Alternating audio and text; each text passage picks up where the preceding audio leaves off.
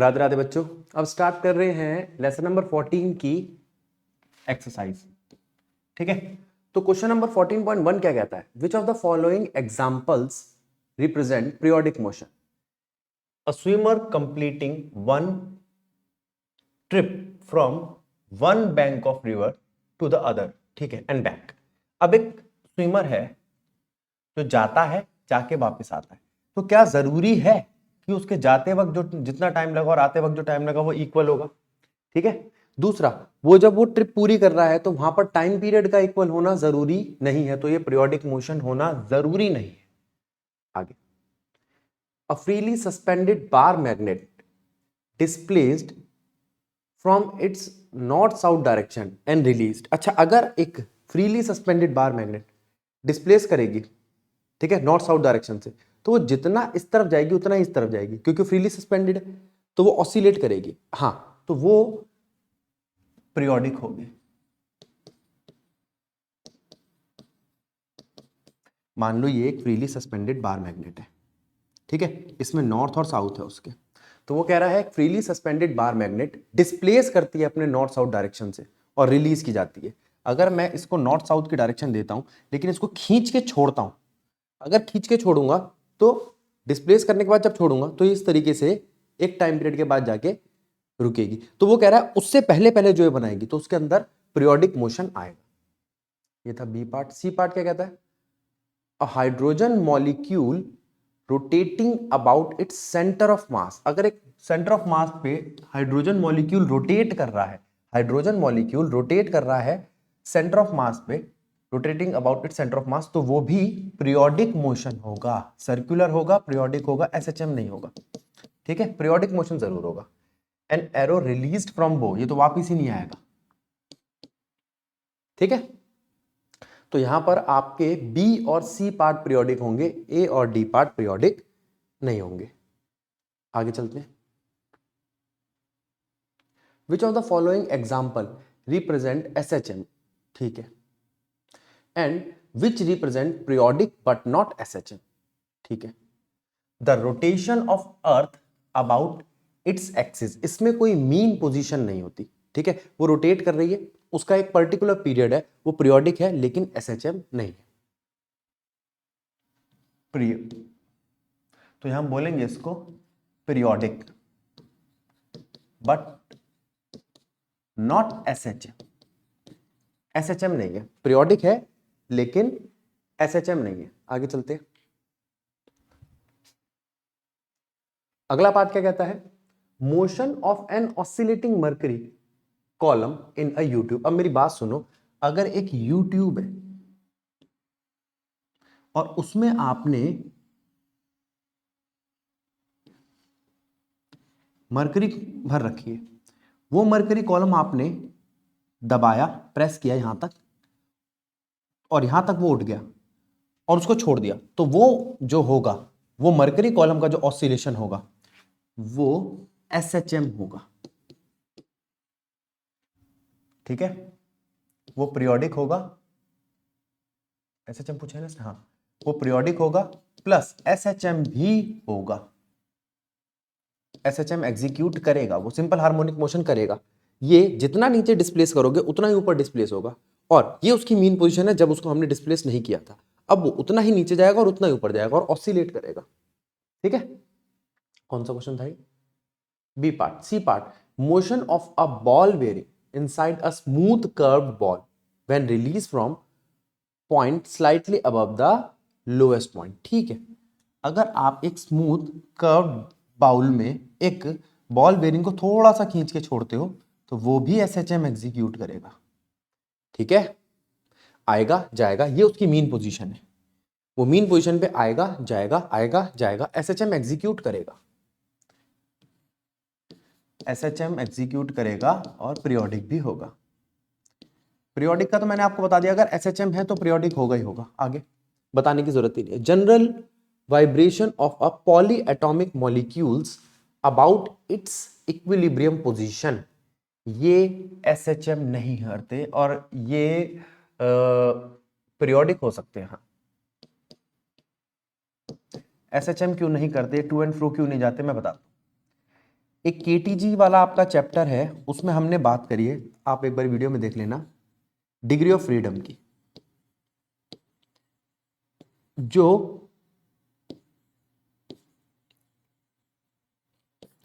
Polyatomic gases होती है उनकी डिग्री ऑफ फ्रीडम 3 से ज्यादा होती है, उसकी वजह से वो एसएचएम एग्जीक्यूट नहीं कर पाती।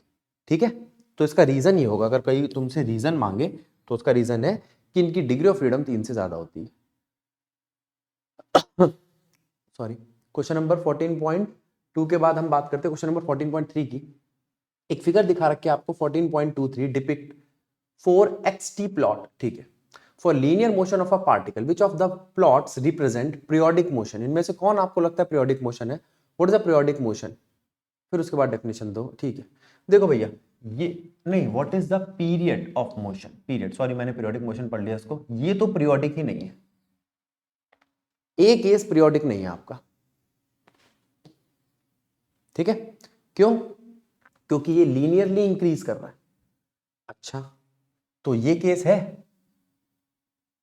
क्या? इस पीरियोडिक का मतलब उसका टाइम पीरियड वापस आ रहा है उतनी देर बाद। देखते हैं, यहां से उठा -3 पे और वापस आ गया, फिर ये -1 पे, फिर -1 से उठा, फिर 1 पे, फिर 3 पे। हाँ, ये पीरियोडिक है, पीरियोडिक है, और इसका टाइम पीरियड है 2 सेकंड का। ये पीरियोडिक नहीं है। पाथ देखो कैसा है, ये कैसा पाथ है, ये छोटा सा पाथ है, फिर ये बड़ा सा पाथ है, ये पीरियोडिक नहीं है।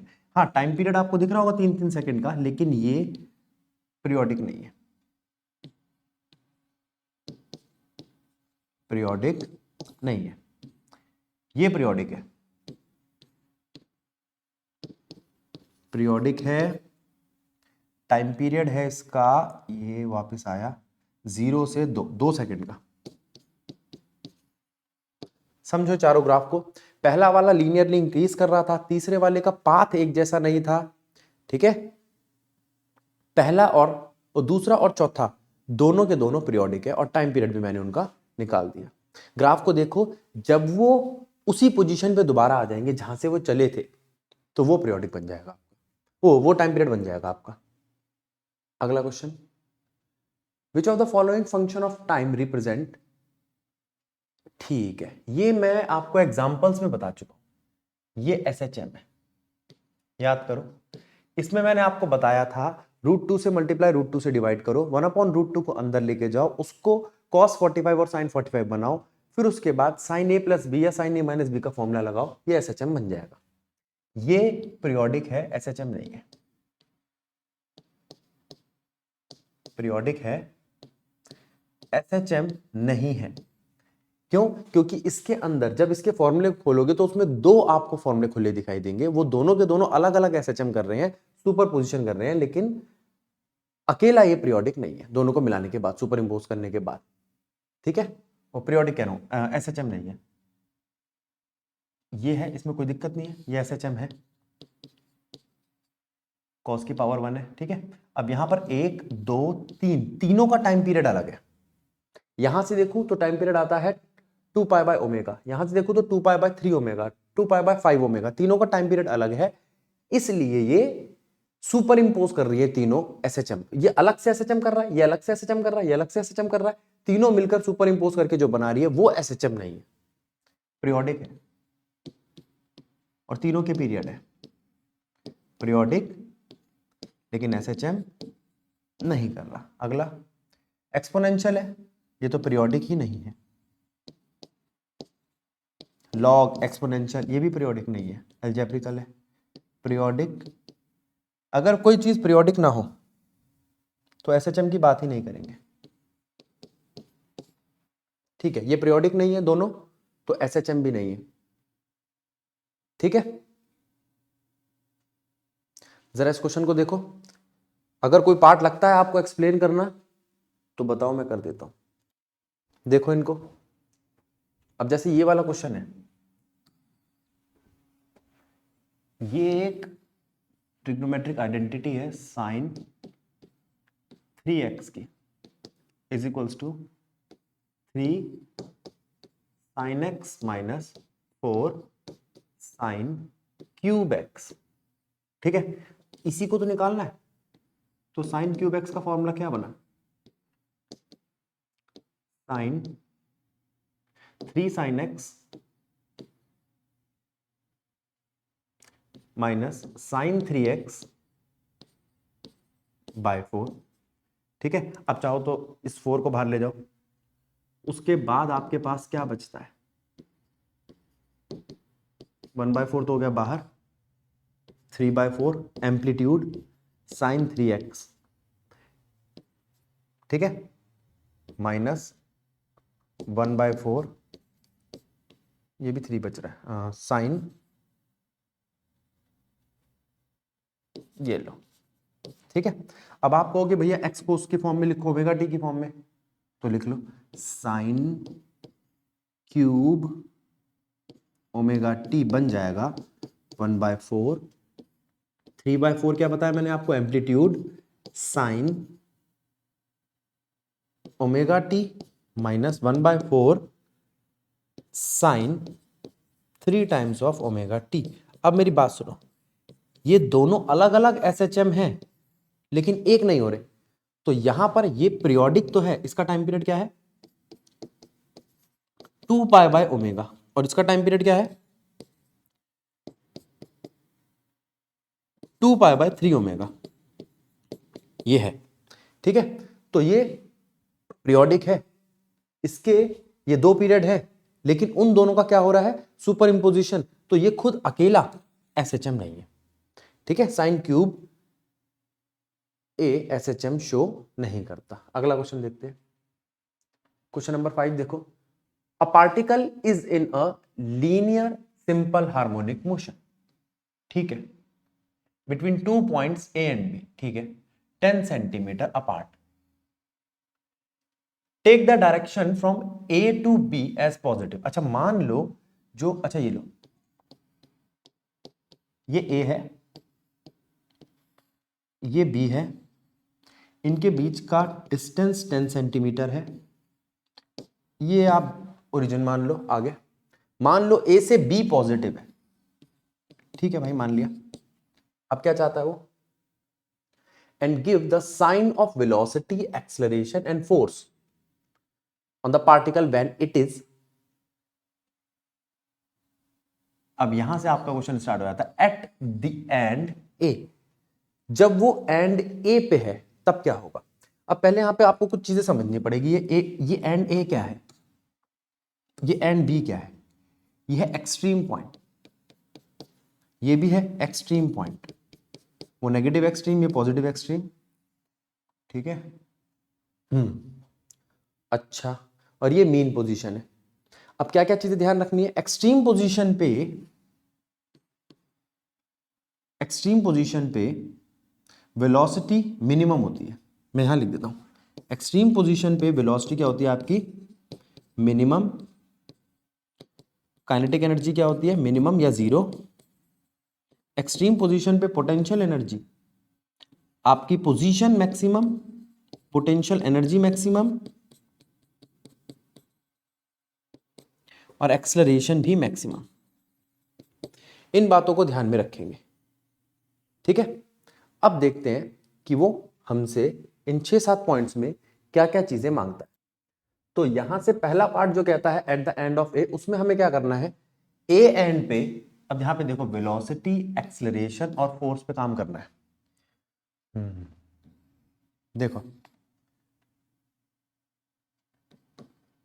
एट एंड ए वेलोसिटी क्या होगी, एक्सेलरेशन क्या होगा और फोर्स क्या होगा। ए एंड पे वेलोसिटी 0। अच्छा अब जरा ध्यान दो, यहां से पार्टिकल गया एक्सट्रीम तक, अब एक्सट्रीम से वापस आएगा, एक्सट्रीम से वापस आएगा इस डायरेक्शन में आएगा, इस एंड ए के बाद वो इस डायरेक्शन में आएगा, तो उसकी डायरेक्शन कैसी हो जाएगी पॉजिटिव। अगर एक्सेलरेशन पॉजिटिव है तो फोर्स कैसा हो जाएगा पॉजिटिव। एक बात, इसी के साथ दूसरा जो क्वेश्चन बैठता है वो है at end B, at end B, B end पे क्या होगा वो देखते हैं। अब ये बी एंड पर है, जैसे वो यहां गया था फिर अब यहां आया, अब यहां से फिर वापस जाएगा, यहां पर वेलोसिटी 0, ठीक है, जा रहा है इधर, एक्सेलरेशन नेगेटिव, फोर्स भी negative, velocity zero, acceleration negative, force negative. पकड़ के रखो इसको। तीसरा क्वेश्चन, सी पार्ट, ए और बी थे ये, ठीक है। C part, at the mid point of A B joining, अच्छा गोइंग टुवर्ड्स ए। अच्छा अब मेरी बात सुनो, मिड पॉइंट तो ये रहा, ठीक है, जा किस तरफ रहा है, टुवर्ड्स ए। अब मिड पॉइंट पर वेलोसिटी जीरो नहीं होगी, at mid point, at mid point velocity क्या होगी, एक तो मैक्सिमम होगी। अब डायरेक्शन कौन बताएगा, जा किधर रहा है, गोइंग टुवर्ड्स ए, ए कहां है, उधर। अगर उधर जा रहा है तो उसने कहा था उधर की चीजें सारी नेगेटिव है, मिड पॉइंट से उधर जा रहा है तो velocity negative, acceleration negative, force negative, ठीक है। और अगला question, at 2 centimetre away from B going towards A. अब 2 सेंटीमीटर अवे, अब देखो यहां आया, ठीक है, 2 सेंटीमीटर अवे है ये। अब 2 सेंटीमीटर अवे, ये तो 5 सेंटीमीटर है ये, और ये भी 5 सेंटीमीटर है, ये बात समझ में आती है। अब 2 सेंटीमीटर मतलब यहां से 3 सेंटीमीटर वो चल चुका है, अब वो इधर जा रहा है उधर जा रहा है वो ये बताएगा, टुवर्ड्स ए, ए उधर जा रहा है,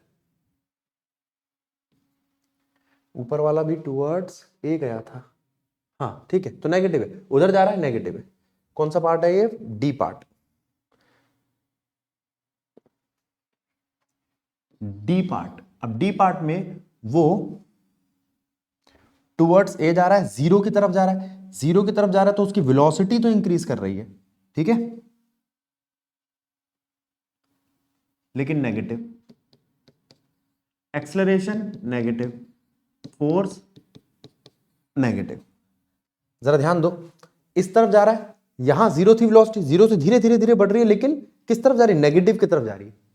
और जब इधर से इधर जा रही होगी तो डिक्रीज करेगी, वापस आ रही होगी तो इंक्रीज करेगी, लेकिन तब पॉजिटिव हो जाएगी क्योंकि हमने डायरेक्शन इस तरफ सारे के सारे नेगेटिव और इस तरफ पॉजिटिव ले रखी है। अगला क्वेश्चन शायद ये कहेगा, देखो 3 सेंटीमीटर अवे फ्रॉम ए, ए कहां है, ये रहा, गोइंग टुवर्ड्स बी। अब किस तरफ जा रहा है वो, बी की तरफ जा रहा है, ए से बी की तरफ, तो यहां पॉजिटिव हो जाएगा। ई में वेलोसिटी, एक्सेलरेशन, फोर्स क्या हो जाएगी आपकी,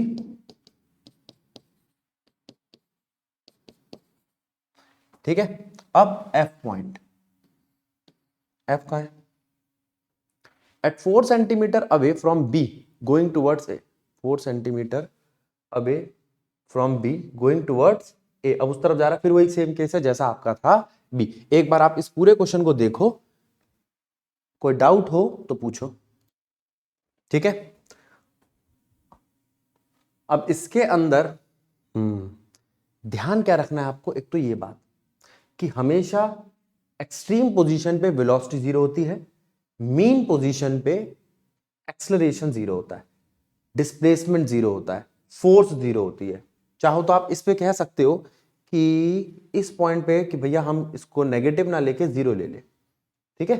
मैंने नेगेटिव क्यों लिया था, डायरेक्शन की वजह से। इसको आप जीरो ले सकते हो और नेगेटिव, उससे कोई फर्क नहीं पड़ता। एक हाँ, वैसे मेरे लिए मैं अगर बोलूं तो आप जीरो ही लो इसको, क्योंकि अगर आप बात करोगे इन 3 पोजीशंस की, एक मीन, नेगेटिव एक्सट्रीम और पॉजिटिव एक्सट्रीम, तो यहां पर वेलोसिटी जीरो और यहां पर वेलोसिटी मैक्सिमम, एक्सेलरेशन और फोर्स जीरो, डिस्प्लेसमेंट भी जीरो। यहां पर डिस्प्लेसमेंट, एक्सेलरेशन, फोर्स मैक्सिमम, यहां पर भी और यहां पर भी, ठीक है। काइनेटिक एनर्जी, पोटेंशियल एनर्जी बता दिया पिछले वाले में, आगे चलते हैं। विच of the following relationships between the acceleration A and the displacement x of a particle involve SHM. अच्छा ठीक है, सबसे पहले तो आप इस फॉर्मूले को लिखो, एसएचएम में a is equals to minus omega x square का फॉर्मूला होना चाहिए, ओमेगा स्क्वायर एक्स का फॉर्मूला होना चाहिए।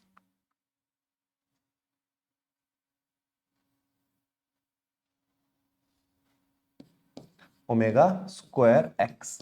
ठीक है, ये ओमेगा क्या है, ये तो कोई भी कांस्टेंट वैल्यू देख लेंगे हम। एक्स का होना जरूरी है और नेगेटिव साइन का होना जरूरी है। अब देखते हैं, इसके पास नेगेटिव साइन नहीं है, इसके पास नेगेटिव साइन नहीं है, इसके पास एक्स स्क्वायर है, सी आंसर है इसका। ठीक है, a is equals to -10x। यहां से अगर वो आपसे पूछता ओमेगा क्या है, तो वो है omega square is equals to 10। तो ओमेगा क्या हुआ, √10। अब चाहो तो यहां से टाइम पीरियड निकाल लो, 2π/ओमेगा करके, या और कुछ निकाल लो। ठीक है, वो न्यूमेरिकल आगे बढ़ा सकता है। अगला क्वेश्चन देखते हैं।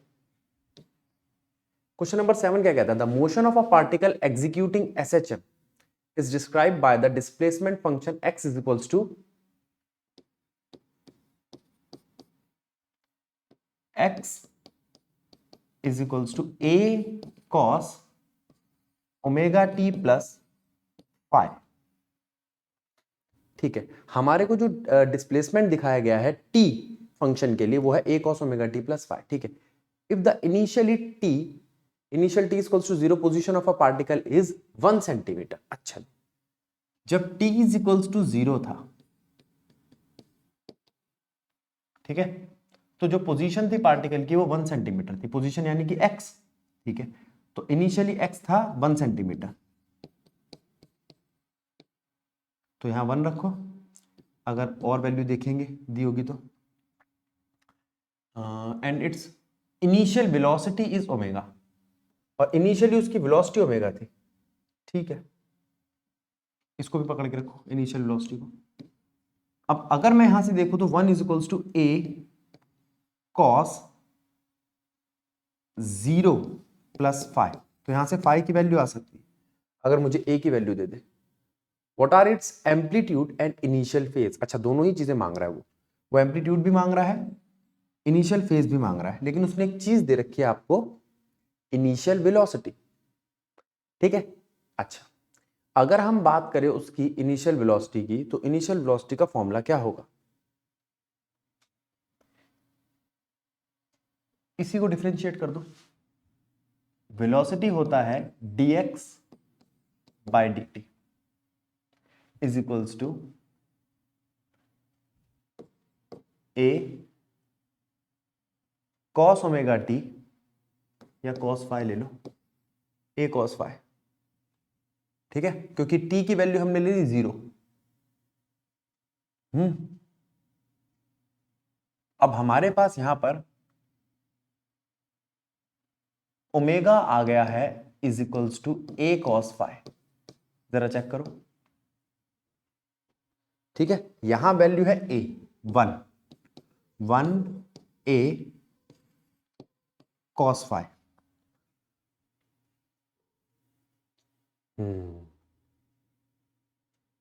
ठीक है, अब जरा इन दोनों इक्वेशन को चेक करो, तो आपके पास cos फाइ की वैल्यू आ जाएगी।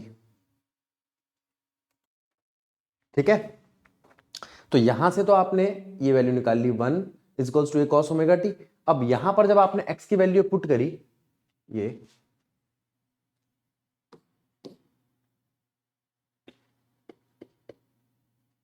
और डिफरेंशिएट किया विद रिस्पेक्ट टू टाइम। एक मिनट रुको, डिफरेंशिएट नहीं किया मैंने इसको।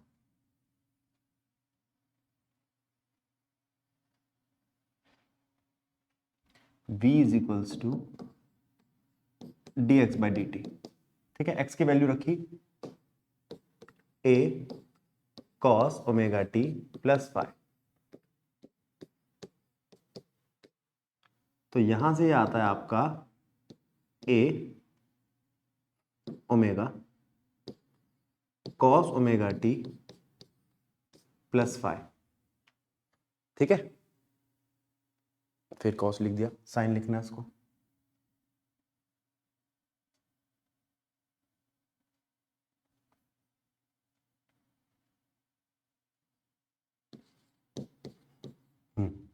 अब क्या क्या चीजें आ गई हमारे पास, v equals to -a omega sine omega t plus phi. ठीक ठीक ठीक ठीक, t की वैल्यू 0 रखना इनिशियली, उस वक्त v था हमारा ओमेगा, ओमेगा अगर मैं यहाँ पुट करता हूं तो वैल्यू आती ए ओमेगा साइन फाई। अब यहां से ओमेगा तो कट जाता है, एक और पेज है हमारे पास खाली है, ठीक है। तो यहां से वैल्यू आती है 1 या -1 is equals to A sine phi. एक इस वैल्यू को पकड़ के रखो, एक इस वैल्यू को पकड़ के रखो, ठीक है। ऐड और स्क्वायर कर दो इक्वेशन 1 और 2 को, तो क्या आता है आपके पास 1 का स्क्वायर 1, यहां पे 1 का square 1 is equals to A square. Common ले लो और अंदर रखो sine square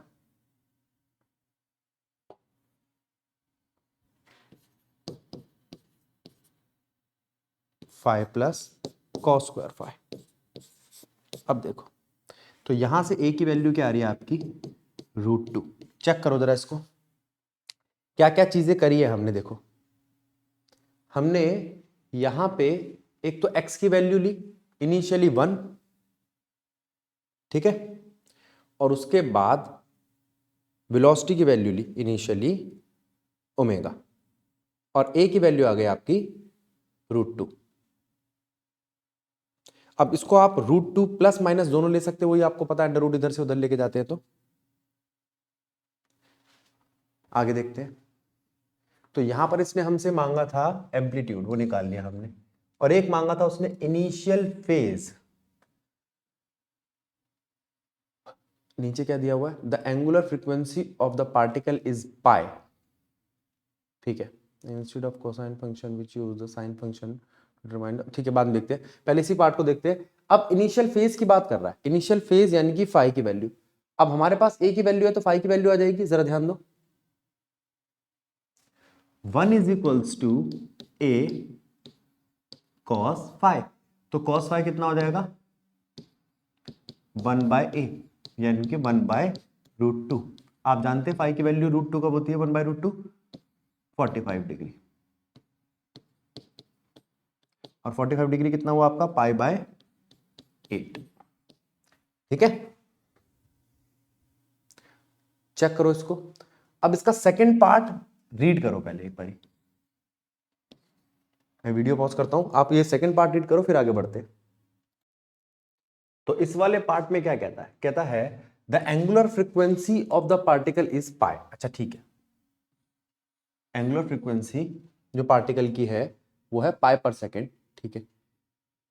if instead of cosine function, अगर मैं कोसाइन फंक्शन की जगह मैं चूज करूं साइन फंक्शन, तो क्या कोई फर्क पड़ेगा? नहीं, कोई फर्क नहीं पड़ेगा, सेम आंसर आएगा। मैं उसका रीजन देता हूं।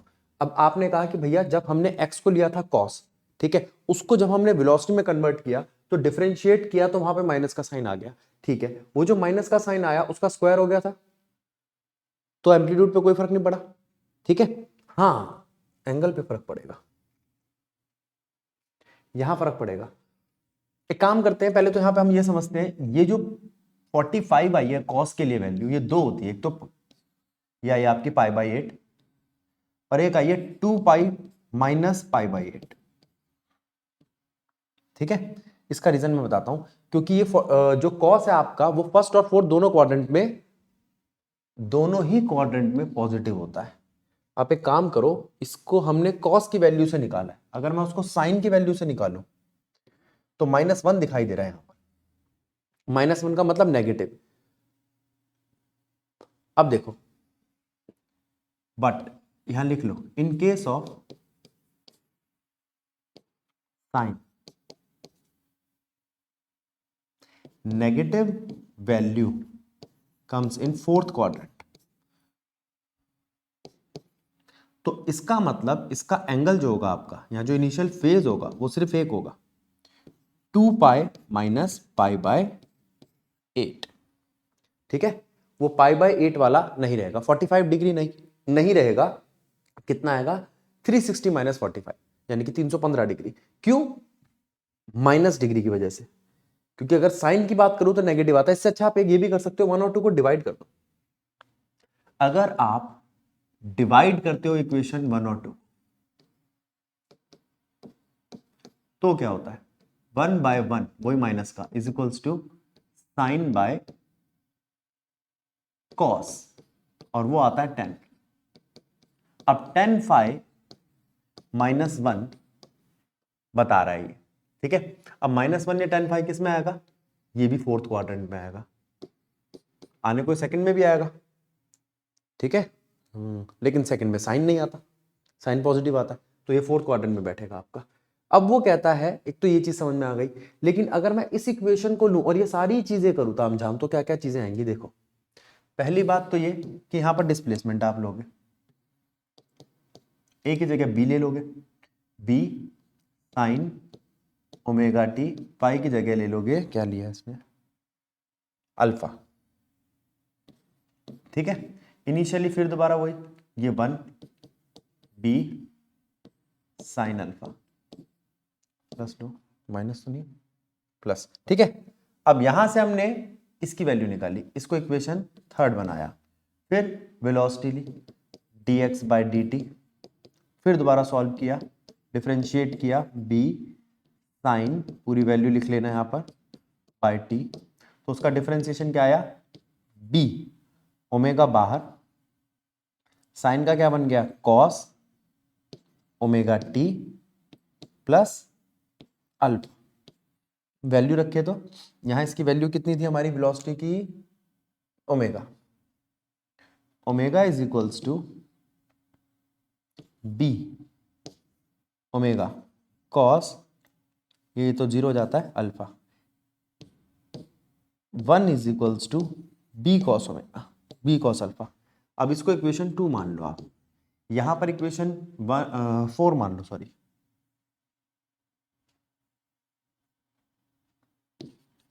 अब यहां पर फिर वही करो, स्क्वायर करो और ऐड करो, तो 1 + 1 इज इक्वल्स टू बी का स्क्वायर, तो बी तो आ गया आपका फिर वही √2 जैसे पहले आया था, लेकिन एंगल इस बार क्या आएगा, tan alpha is equals to 1, यानी कि अल्फा इस बार आएगा सिर्फ π/8, π/8।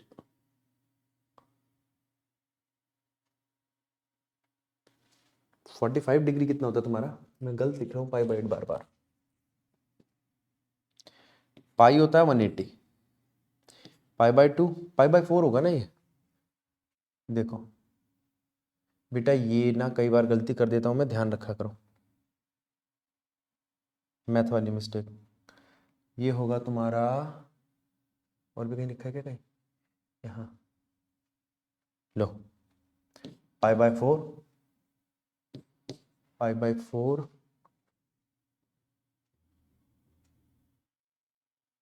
और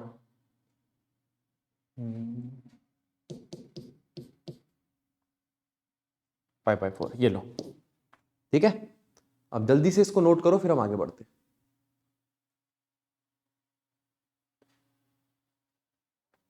देखो इस क्वेश्चन को, नेक्स्ट क्वेश्चन पे चलते हैं। देखो कहता है कि स्प्रिंग बैलेंस है, ठीक है, has a scale that read from 0 to 50 kg। अब आंसर देखो, सबसे पहले वो मैक्सिमम मास कितना मेजर करता है, 50 kg, जितना भी मेजर करता है उसके लिए लेंथ कितनी है उसकी, टोटल फुल लेंथ कितनी है उसकी, 20 सेंटीमीटर। इस पे ध्यान दो, देखो एक स्प्रिंग बैलेंस है जो 50 किलो मेजर करता है, 50 किलो मेजर करता है पूरा जब एक्सटेंड हो जाता है, और उस वक्त उसकी लेंथ कितनी होती है, 20 सेंटीमीटर।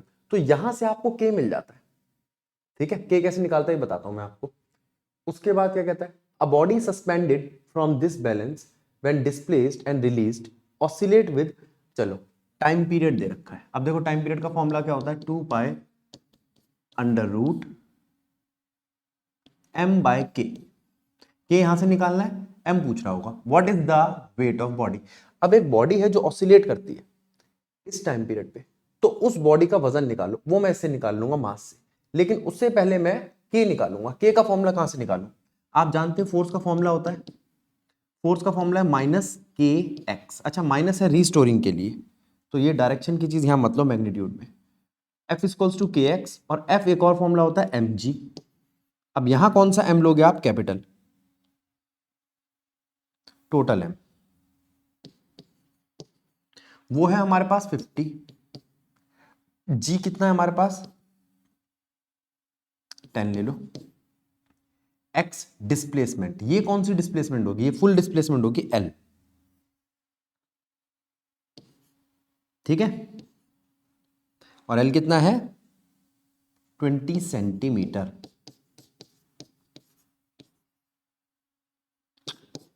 ये बना आपका k, ठीक है। अब इस k को यहां पुट कर दो टाइम पीरियड में, आपका m आ जाएगा,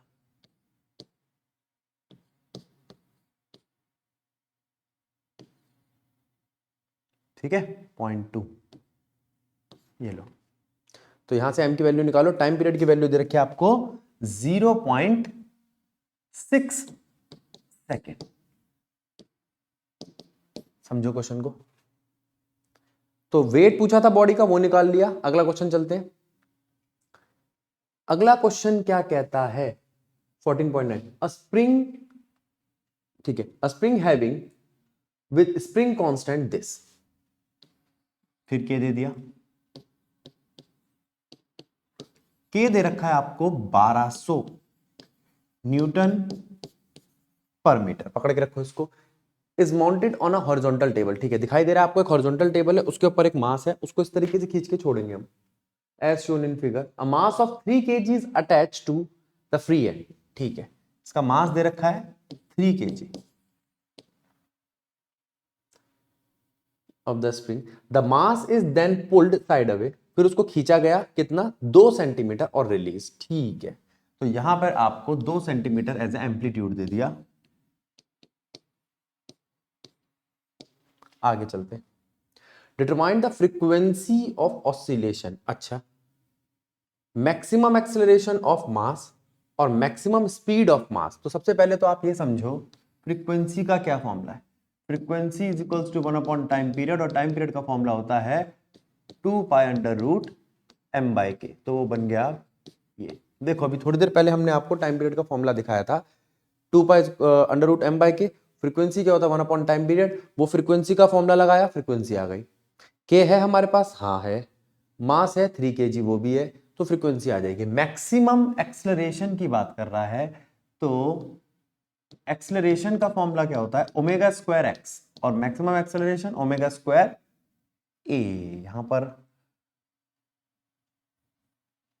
इसको एम्पलीट्यूड को छोटे से दिखा देता हूं, एक्सलरेशन को कैपिटल ए से, ठीक है। और मैक्सिमम स्पीड क्या होगी, अच्छा, मैक्सिमम एक्सलरेशन होता है एक्सट्रीम पोजीशन पे, जब एम्पलीट्यूड होता है आपका डिस्प्लेसमेंट, और मैक्सिमम वेलोसिटी होती है मीन पोजीशन पे, जब डिस्प्लेसमेंट 0 होता है, ठीक है। और मैक्सिमम वेलोसिटी कितनी आती है आपकी ओमेगा ए। अब इसकी वैल्यू रखो, अच्छा यहां ओमेगा की वैल्यू दी है नहीं, ओमेगा बना लेंगे हम, ये लो, omega is equals to under root k by m, k है एम है तो ओमेगा आ जाएगा, उसकी वैल्यू यहां पुट करो, यहां पुट करो, क्वेश्चन समाप्त। पढ़ो पूरा क्वेश्चन क्या कह रहा है, ध्यान दो यहां पे क्या क्या चीजें दी हुई थी। हमें हमें मास दिया हुआ था, ठीक है, हमें के दिया हुआ था। जब भी आपको क्वेश्चन में मास और के दिखाई दे तो आपको ओमेगा मिल जाता है, ओमेगा मिल गया तो फ्रीक्वेंसी टाइम पीरियड फ्री में मिल जाती है, ठीक है। उसके बाद वो कहता है एक्सलरेशन निकालो, एक्सलरेशन भी वो उसके लिए डिस्प्लेसमेंट नहीं मांग रहा, डिस्प्लेसमेंट मांगता है, इसका मतलब वो कोई पोजीशन देता, उसने सीधा कह दिया मैक्सिमम निकालो। मैक्सिमम में एम्पलीट्यूड चाहता है, और एम्पलीट्यूड आपको कहां मिल रहा है, ये रहा 2 सेंटीमीटर, खत्म कहानी, ठीक है। जरा देखो इसको, अगला क्वेश्चन देखते हैं, क्वेश्चन नंबर 14.10, देखो क्या कहता है।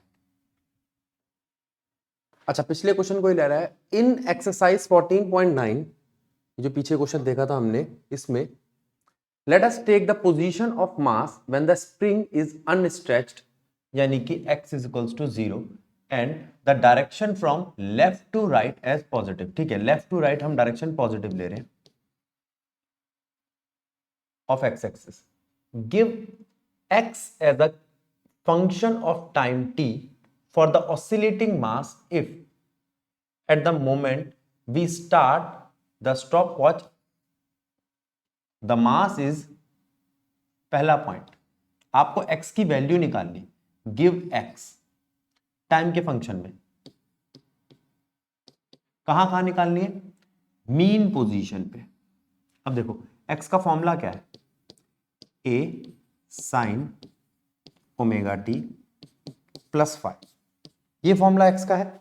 ठीक है, a की वैल्यू पिछले क्वेश्चन में हमें दे रखी है 2 सेंटीमीटर। ठीक है, अब वो कहता है मीन पोजीशन पे, मीन पोजीशन पे तो टाइम स्टार्ट नहीं हुआ, तो सिर्फ फाइव लेंगे हम, x इज इक्वल्स टू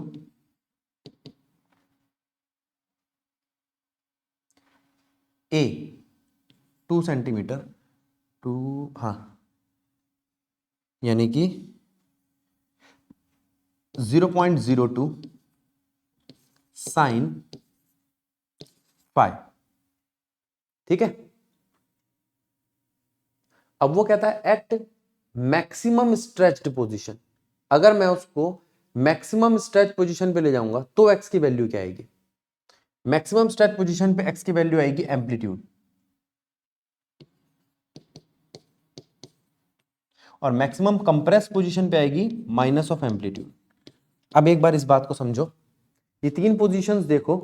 ठीक है, तो ये आ गई आपकी mean position, maximum stretched position, maximum compressed position.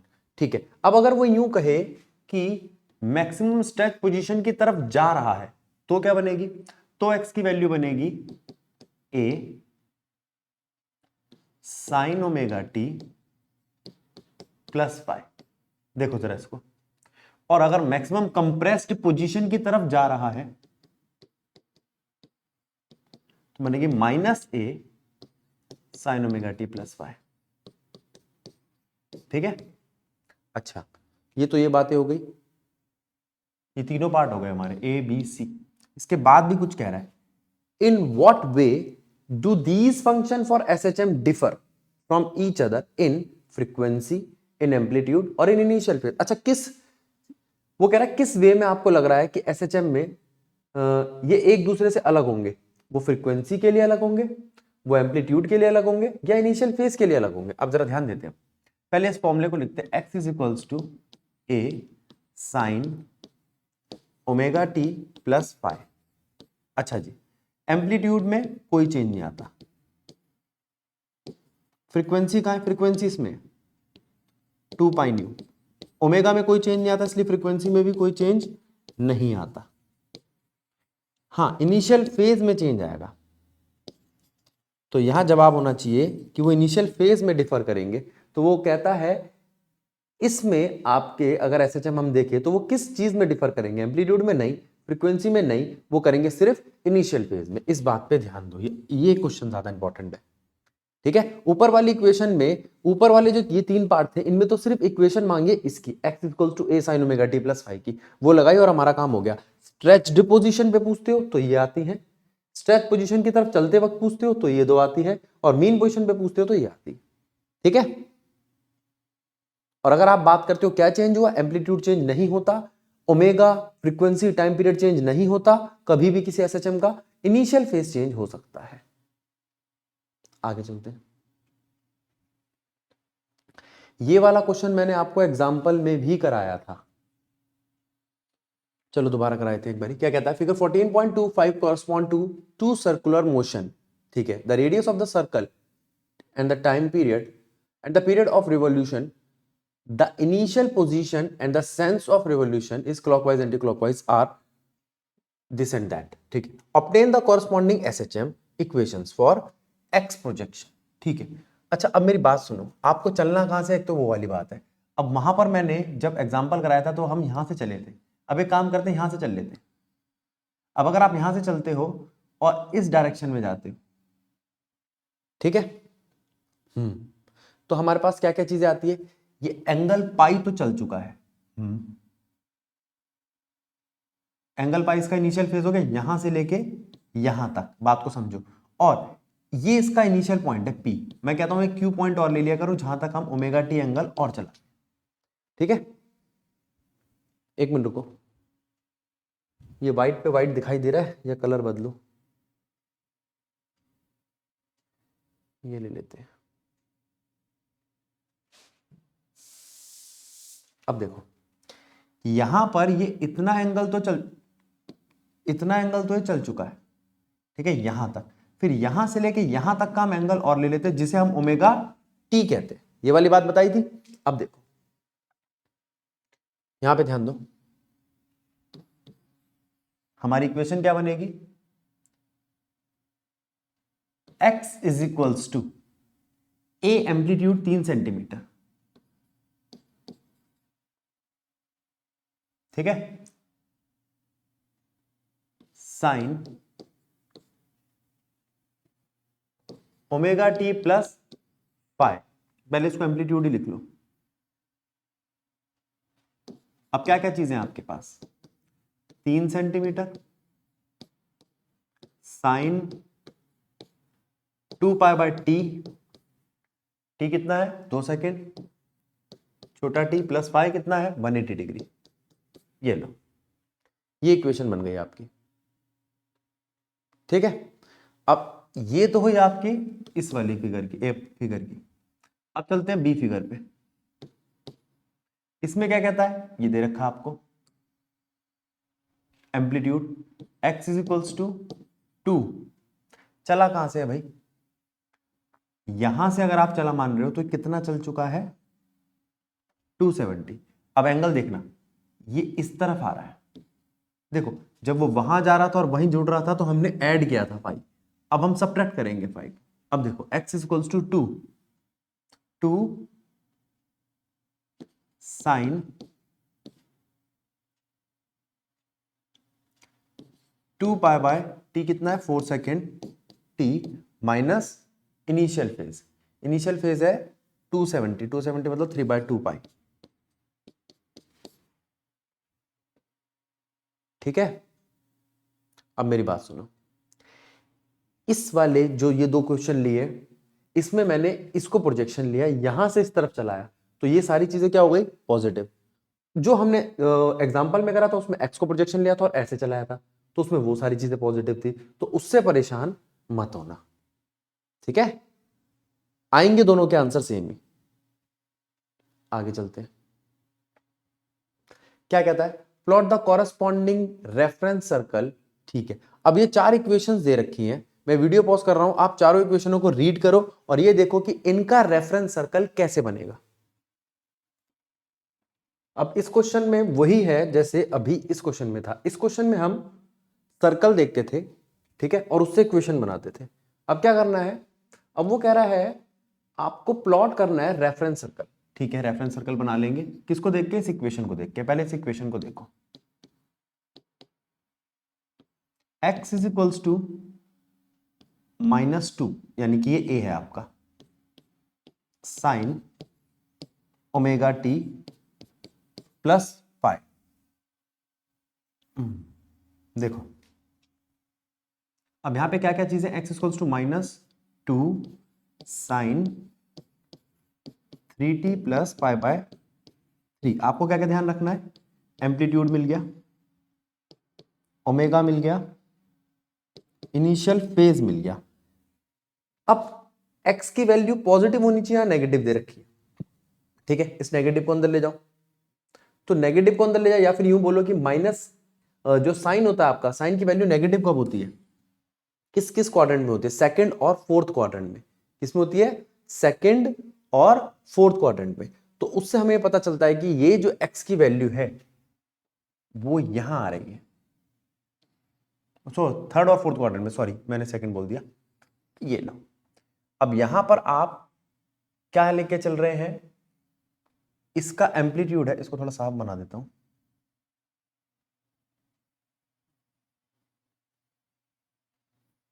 देखो ये लो, ठीक है। अब क्या कहता है वो, यहां पर आपका ओमेगा कितना है 3, तो टाइम पीरियड कितना है यहां से 2 पाई बाय टी, तो टाइम पीरियड आ गया आपका 2 पाई बाय 3। एक तो काम हो गया, एक रेडियस कितना है 2 सेंटीमीटर, ठीक है। और क्या चीज दी है, ये देखो ये दे रखा है उसने कि, इसलिए मैंने सेंटीमीटर में लिया, x इज इन सेंटीमीटर। और क्या चीज दिया बेटा इसने, और इसने दिया initial phase, initial phase negative है, ठीक है। कहां ले हम नेगेटिव, ये, या तो आप इसका इनिशियल फेज यहां लेंगे। अब इनिशियल फेज के π/3 लेने के लिए आप क्या लोगे, या तो ये पॉइंट दे सकते हो आप π/3 पे, ठीक है, या ये पॉइंट दे सकते हो, दोनों ही पॉइंट ठीक है। कोई एक ही लेना जब आप भी फिगर बनाओगे। ये ले लिया हमने आपका P पॉइंट जब t इज इक्वल्स टू 0 है। ये इसका पार्ट ए। एक बार इसको चेक करो।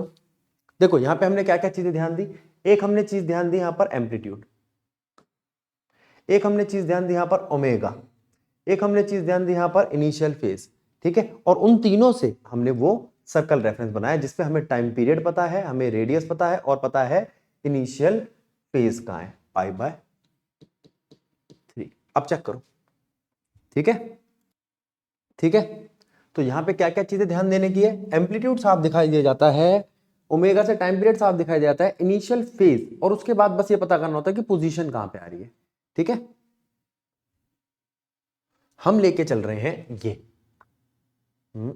क्लॉकवाइज, तो क्लॉकवाइज तो इसकी पोजीशन यहां पर आ रही है। तो क्वेश्चन क्या कहता है कि आपको रेफरेंस सर्कल बनाना है जिसमें SHMO इंडिकेट करती हो पार्टिकल को, ठीक है, सर्कल रेफरेंस, और उसकी चीजें दे रखे हो। एक मिनट रुको, ये लाइन और पढ़ो। For simplicity the sense of rotation में be fixed to anti clockwise. एक मिनट रुको, इस चीज को और ध्यान में देना पड़ेगा आपको। अगर वो एंटी क्लॉकवाइज फिक्स कर देता है तो हम इसको ये नहीं ले सकते, क्लॉकवाइज की डायरेक्शन नहीं ले सकते। एक मिनट रुको, अब देखते हैं इसमें क्या चीज है। कोई दिक्कत नहीं है, ये भी हो जाएगा, बताते हैं क्या कह रहा है ये।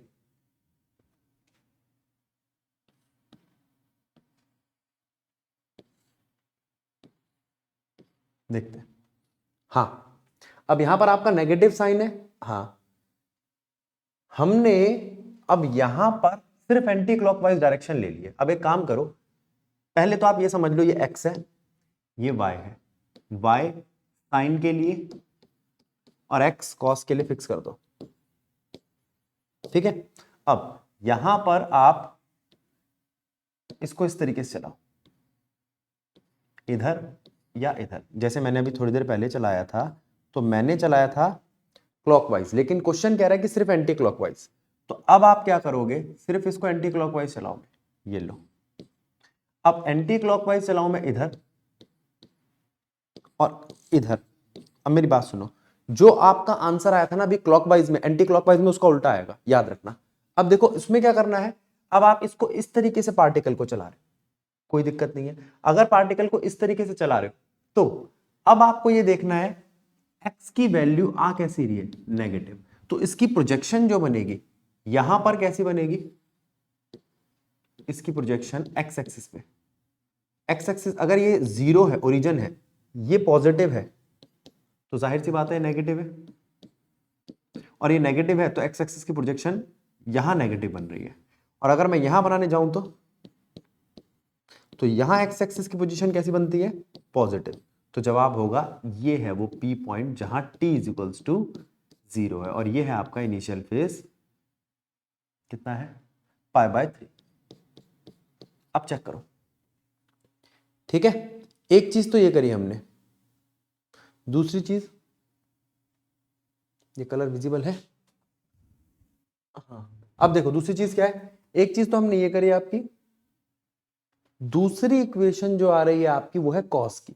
अब पहले इक्वेशन लिख लेता हूं, x equals to cos π/6 minus t, ये लो।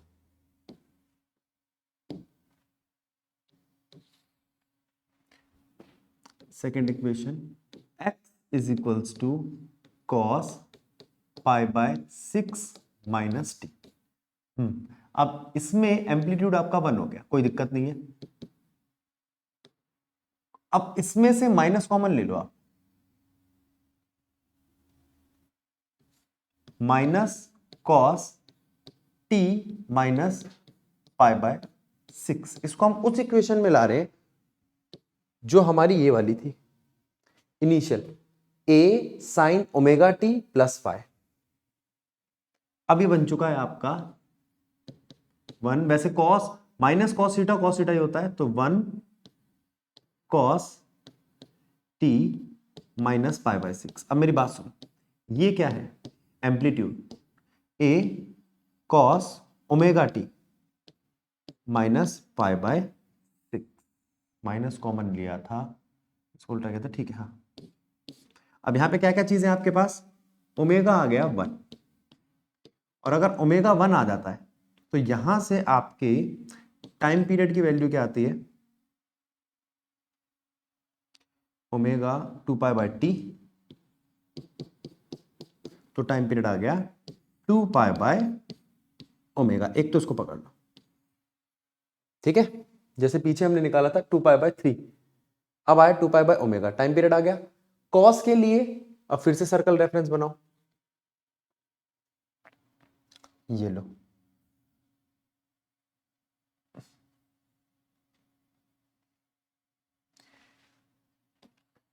अब कॉस के लिए हम ले लेंगे एक्स एक्सिस, ये ठीक है। एम्पलीट्यूड हो गया आपका 1 सेंटीमीटर, और टाइम पीरियड हो गया आपका 2 pi bye 6, 2 pi by omega 6 मैंने वहां से देख लिया, 2 पाई बाय ओमेगा। अब क्या बचा, टाइम पीरियड है, एम्पलीट्यूड यानी कि रेडियस है। अब जगह इनिशियल फेज क्या है आपका पाई बाय 6, आंसर कैसा आ रहा है, पॉजिटिव, ठीक है, एक्स इक्वल्स टू, अब हम क्या करेंगे, फिर से वही दो चीजें लेंगे। पहली बात तो ये एंटी क्लॉकवाइज चला रहा है, अब हम यहां पर पॉइंट लेंगे एक्स पे, ये कैसा होता है आपका क्लॉकवाइज, और ये कैसा होता है आपका एंटी क्लॉकवाइज। चलाओ, अगर मैं इधर चलाऊं तो प्रोजेक्शन कैसी आती है, देखो पीछे हमने क्या किया था, प्रोजेक्शन निकाली थी एक्स की। अब इधर आओ, इधर चलाऊं तो प्रोजेक्शन कैसी आती है, नेगेटिव, इधर चलाऊं तो प्रोजेक्शन कैसी आती है एक्स की, पॉजिटिव। तो ये होगा आपका पाई बाय 6 इनिशियल फेज, और ये होगा वो point 0, P T is equals to 0। ठीक है, एक बार इसको देखो और चेक करो।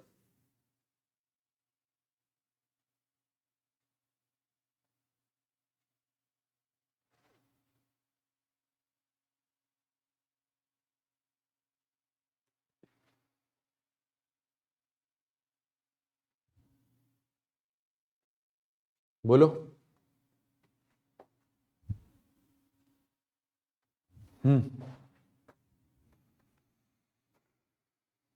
हमने जब ये वैल्यू ली तो हमने क्या इस बात का ध्यान दिया कि पाई बाय 6 हम जोड़ रहे हैं या माइनस कर रहे हैं, जरा ध्यान दो यहां पे।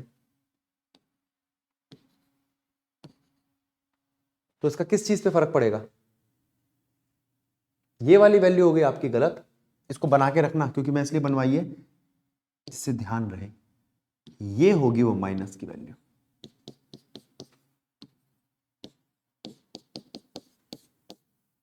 ये कौन सा एंगल है फिर, ये रेड वाला,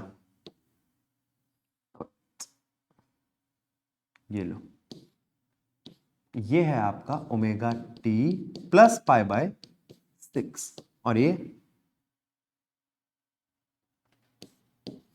omega t minus pi by 6। अब देखो,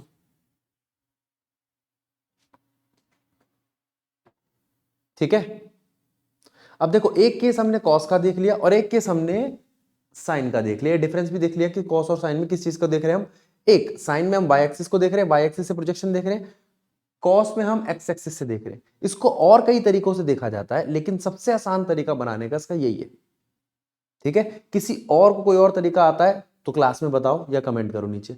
ठीक है, सबसे आसान तरीका यही है, इससे आसानी से पता चल जाता है। एक, अब क्लॉकवाइज एंटी क्लॉकवाइज और उसने आसान कर दिया, आसान करने के लिए उसने एंटी क्लॉकवाइज बता दिया, एंटी क्लॉकवाइज पे ऐसे चलता रहेगा।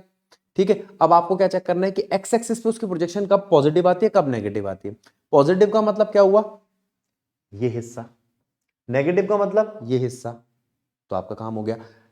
अगर कॉस लेते हो तो एक्स एक्सिस, साइन लेते हो तो वाई एक्सिस, और आसान हो गया, खत्म। अगले दो क्वेश्चन भी साइन और कॉस पे ही है, ठीक है। अब जैसे इसके अंदर इनिशियल फेज नहीं है, यहां पर आपका फाई 0 डिग्री है, ये मत सोचना इसमें फाई नहीं है, ठीक है। तो ये था आपका क्वेश्चन नंबर 12, ठीक है। इसके आगे 13 से क्वेश्चन हम करेंगे नेक्स्ट वीडियो में।